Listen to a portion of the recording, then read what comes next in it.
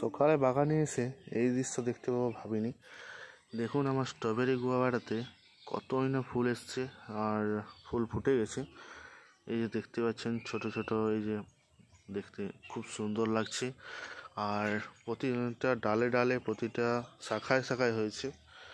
আর এখানে দেখতে পাচ্ছেন খুব সুন্দর, আর পাতার কালারটাও খুব সুন্দর, এমনকি নতুন কচি পাতাও বেরোচ্ছে। এই যে দেখতে পাচ্ছেন খুব সুন্দর একটা কালার।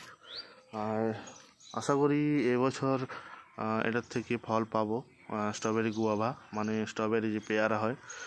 তো সত্যি অসাধারণ। এই দেখতে পাচ্ছেন গুচ্ছতে ধরে আছে প্রতিটা। এইগুলো এখনও ফোটেনি, বাট আস্তে আস্তে ফুটবে। তো অবশ্যই আপডেট দিতে থাকবো যে ফুটছে কি ফুটে না।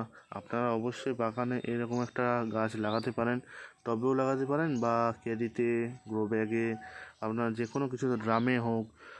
তবে যখন চারাটা ছোট থাকবে তখন একটু ছোট গামলায় লাগাবেন, আর যখন বড় হয়ে যাবে তখন আর একটু ওটাকে ট্রান্সপ্লান্ট করে অন্য পটে বা বড় ড্রামে শিফট করে দেবেন।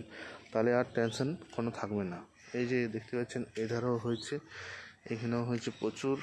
এই যে প্রচুর ফুল হয়েছে, বাট জানি না কি হবে। আস্তে আস্তে গরম পড়ছে, তো গরমে এগুলো থাকবে কি না, সব ঝরে যাবে সেটাও এখনও পর্যন্ত বুঝতে পারছি না।